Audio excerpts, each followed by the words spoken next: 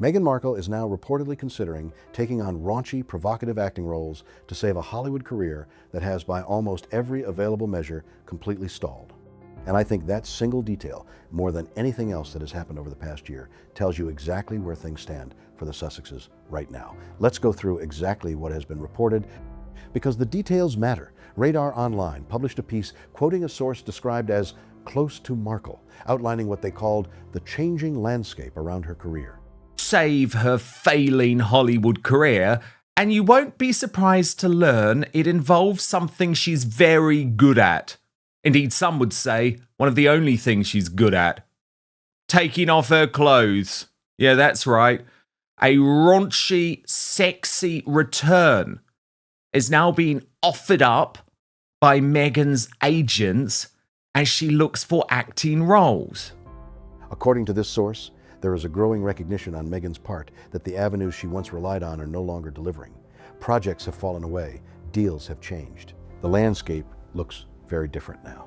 And from her perspective, acting is the one area where she has proven success and credibility, so it feels like the most viable path forward. Then comes the part that really made people sit up and pay attention. The same source said there is talk that Meghan is actively considering a return that leans into more daring, even raunchy scenes because she feels she has nothing else to try at this stage. The sense, according to this insider, is that she needs something that will cut through and reestablish her presence in a crowded industry. A second source added that Meghan's ventures simply haven't delivered as expected, and that acting offers the clearest route back into relevance. There is apparently an acknowledgement on her part that the range of opportunities available to her has narrowed considerably compared to a few years ago. Now, I want to sit with that for a moment, because the framing here is extraordinary. When someone's representatives start floating the idea of raunchy or provocative roles as a deliberate career strategy, that is not the move of someone whose career is going well. That is the move of someone who has exhausted the conventional options and is now reaching for anything that might generate attention. You don't resort to that kind of positioning from a place of strength. You resort to it when everything else has stopped working. And here is the broader context that makes this so significant. Meghan Markle spent years constructing a very specific public identity. 44, her body is not going to be the same. If she's had 2 babies, which she does say she has, she's not going to have a good figure anyway. Don't tell me they want someone like that. You get all flammy and baggy and all that sort of stuff. Nobody wants someone at that age. They want young women with beautiful bodies. But I mean, if you look at Meghan in her clothes. She was not just an actress, she was a duchess, a humanitarian, a global advocate for women's rights and mental health. She sat on stages with world leaders. She gave speeches to the United Nations. She positioned herself alongside Michelle Obama and Hillary Clinton and Stacey Abrams as a serious person doing serious work in the world.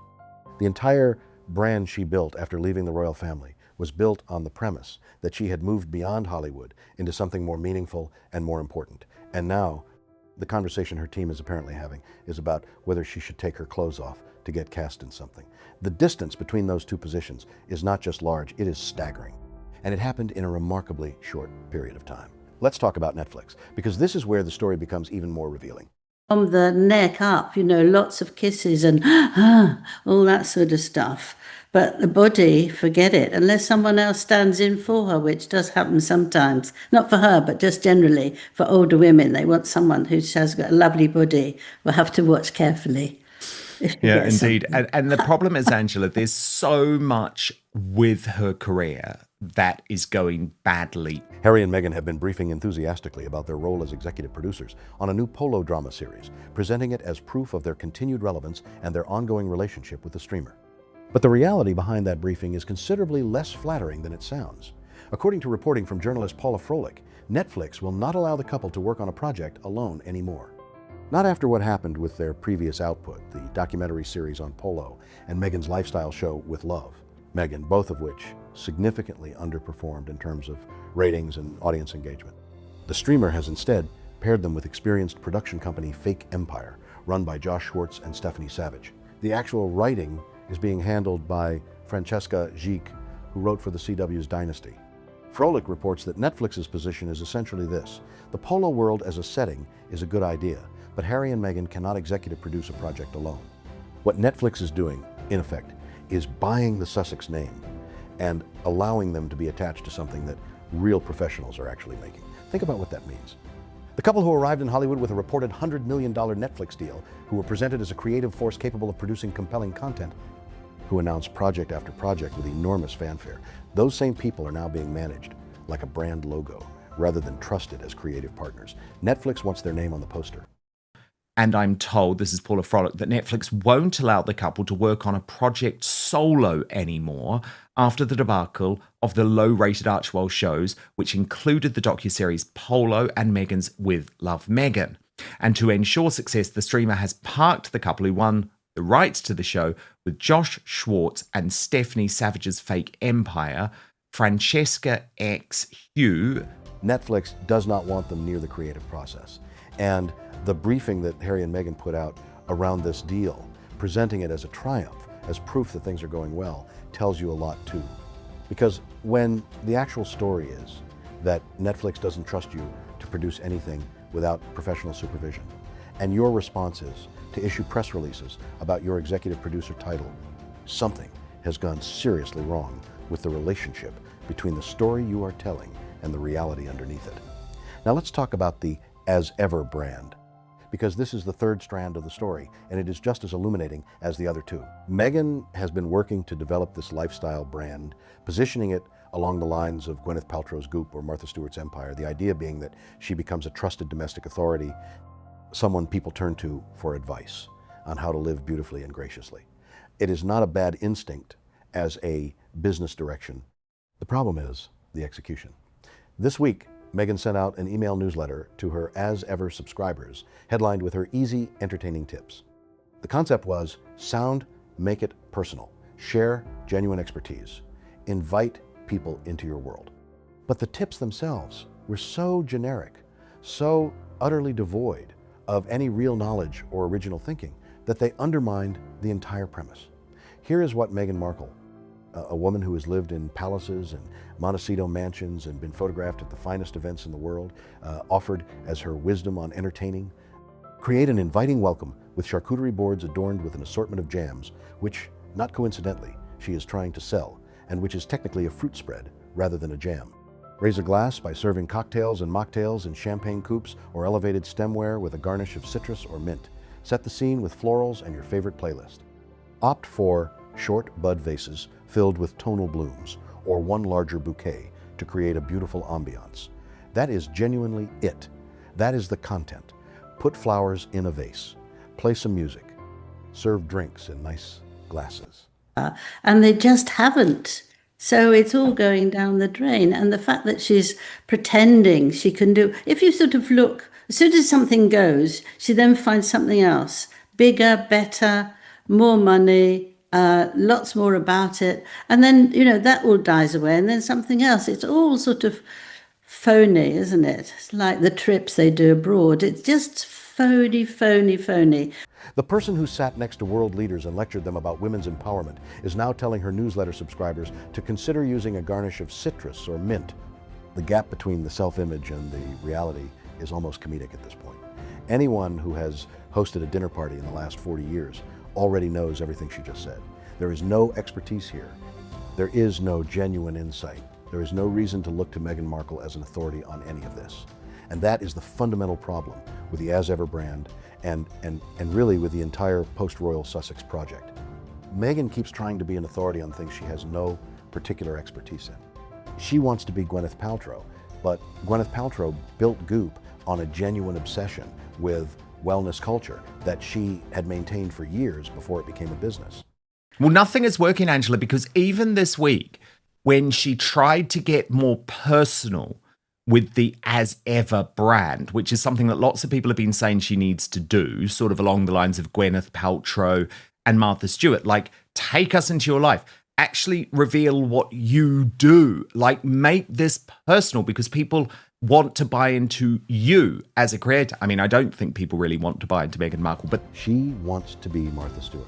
But Martha Stewart spent decades actually learning to cook, to garden, to decorate, to entertain, before she ever turned that knowledge into a brand.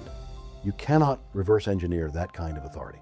People can tell the difference between someone who genuinely knows something and someone who is performing the idea of knowing something.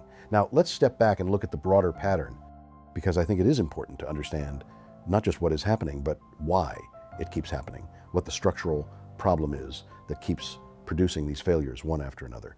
The Sussex brand was built on a story, a very specific, very powerful story. The story of two people so mistreated by the British royal family and the British press that they had to flee across an ocean to save themselves and their children. That story had real emotional resonance. It was well told. It generated enormous sympathy in certain quarters. The Oprah interview alone reached something like 17 million viewers on its first broadcast in the United States. The Netflix documentary was watched by millions more. Harry's memoir sold hundreds of thousands of copies. But here's the thing about a story built entirely on grievance and victimhood. It has a natural endpoint. You can tell it once powerfully. You can tell it again in a different format. You can revisit it in a memoir. But at some point, the audience stops finding it new. At some point, people have absorbed the narrative and they are waiting for the next chapter, the chapter where you show what you built from the ashes of what was taken from you. And that chapter has not come. Talking to someone who is ridiculous, but she thinks it's so wonderful because she thinks she's wonderful herself. But it's all nonsense. As ever, as you please. That's her new title. That won't last. None of it. Little tiny things most people have got, and they don't need her to do it. And they're not interested in her in that. She's lost it, completely lost it. Instead, the audience has gotten the same story retold in progressively diminishing formats, with each retelling slightly less impactful than the last. And the commercial projects that were supposed to represent the new chapter have not delivered. The Netflix shows underperformed. The Spotify deal collapsed entirely. The speaking fees have declined. The lifestyle brand is producing newsletter tips about putting flowers in vases. None of it has turned into the kind of durable, self-sustaining enterprise that would allow them to stop relying on their royal identities, because that is the trap they cannot seem to escape. Everything they do commercially depends on people being interested in them, because they are the Duke and Duchess of Sussex. They left the royal family, but they cannot leave the royal identity, because without it, there is no foundation for anything else. Her experience. I actually think it was that meeting that they're referring to, which was leaked, admittedly by me, in the Mail on Sunday, which probably didn't really help. It's all your fault, Charlotte. Referring to. I know, such a troublemaker. Can I just quickly ask, when was the last time that Prince Harry and the King actually met? They saw each other last September, and I think that Harry wanted to see him again, but it just didn't really work out. Take away the Sussex title, take away the royal backstory, take away the ongoing drama with the palace, and the entire commercial proposition collapses. Now let's turn to a different part of the royal story, because this week there were also significant revelations about the final years of Queen Elizabeth and Prince Philip, details that add important context to everything happening with Harry and Meghan, because they illuminate just how much damage was done to the institution and to the people inside it. Hugo Vickers, one of the most respected royal biographers, has written about the period following Prince Philip's retirement from public duties in 2017. What emerges from his account is a picture of a marriage that had, in those final years, settled into something quite separate. Philip was at his happiest at Wood Farm on the Sandringham estate that became his home for the last 2.5 years of his life. He drove his carriages, read voraciously, painted a little. The Queen would travel up by train occasionally for weekends, but in a very real sense they had gone their separate ways. Philip had his life at Wood Farm. The Queen had her duties, her obligations, her relentless schedule of audiences and paperwork and the 1,000 daily demands of being the monarch. And there is a detail from Philip's final night that is both deeply human and unexpectedly moving. Helped himself to a beer and drank it in the Oak Room. He's at Windsor by this point because of COVID. The following morning, he got up, had a bath, said he did not feel well, and quietly slipped away. By this point, he had lived with pancreatic cancer for nearly 8 years, far longer than the usual survival time from diagnosis. The Queen was not there when he died. There is something in that detail that cuts through all the royal formality and reveals just the human reality underneath. A 99-year-old man sneaking a beer in the middle of the night. A wife furious that her husband of 73 years managed to die without a proper farewell. You can spend your entire life inside the most formal institution in the world and still just be two people at the end of it, with all the ordinary frustrations and regrets that any marriage accumulates over 7 decades. Vickers also addresses what he calls the distress that Harry and Meghan caused the Queen in her final days, and he says that distress cannot be overstated. Harry was repeatedly calling the palace, pushing for money, pushing for acknowledgement, pushing for what he felt he was owed. The Queen was trying to manage an institution, manage a dying husband, manage the grief of watching her family fracture in public, and simultaneously dealing with a grandson who felt the world had treated him unjustly and wanted her to do something about it. The Queen had deep reservations about Meghan from quite early in the relationship. The way Harry and Meghan handled their departure, the sudden announcements, the lack of proper process, the briefings to the press, the Oprah interview that aired while Philip was still alive and frail, none of it showed any care for the people they were leaving behind. And all of it landed on a woman who was 95 years old, who was grieving, who was exhausted, and who was still somehow expected to show up and do her job every single day. That is the part of the Sussex story that tends to get lost in the noise of the latest briefing or the latest brand announcement. The human cost of the choices they made, not to the institution in the abstract, but to specific people, an elderly woman who had given her entire life to her role and who spent her final years dealing with a family crisis that she had not invited and could not resolve. Then there is Prince Andrew, whose situation has taken yet another unexpected turn. He's living in a caravan. I just asked if we could show you a couple of photographs of it. He loves it because it's small and it's neat, and he wants to be there, and that's where he's eating, and that's where he is having a very nice time. It's small and cozy, and the pictures are hilarious. They'll show you another time, I expect. Yeah, no, I Andrew, think who lost his home at Royal Lodge after the king decided he could no longer fund that residence, is now apparently living in a caravan on the Windsor estate. A caravan that was brought in on the back of a lorry, originally intended for a staff member who never arrived. And the reports are that Andrew loves it, that he finds it cozy and neat, that he is perfectly content in his small, simple space with far fewer of his famous 72 teddy bears than he usually travels with. People who know him say he has changed, that the man who once demanded elaborate protocol and the finest surroundings has found something unexpectedly satisfying in simplicity. Whether you find that poignant or absurd probably depends on your feelings about Andrew. But there is something almost fable-like about a man who once lived in a palace, who once wielded real influence and moved in the highest circles of global power, now happily drinking his morning coffee in a caravan on a Windsor estate. Life has a way of arranging these kinds of endings, not always dramatic, sometimes just very, very quiet. What all of these stories have in common, Meghan's stalling career, the Netflix situation, the As Ever brand, the revelations about the Queen's final years, Andrew's caravan, is that they are all about the consequences of choices. Every single person in this story made choices, and every single one of them is now living inside those choices. Meghan chose to build a brand on victimhood rather than genuine expertise, and now she is discovering the shelf life of that approach. Harry chose to leave and to keep attacking the institution he left, and now finds himself without the identity that gave him meaning and without a clear alternative. The Queen chose work over everything else, including her own grief and her own private life, and spent her final years dealing with consequences she had not created. Philip chose to live his final years on his own terms, quietly and simply, and managed to die without saying goodbye one last time. was taken, this is after a new health scare, that if the Duke died, the planned general election would be postponed by 5 days. It was hard to get to the truth. None of the inner circle seemed to know what was happening. Even the other members of the royal family had not been informed of his condition.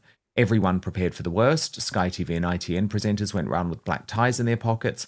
But then Prince Philip perked up and went to Broadlands in Kent for the weekend.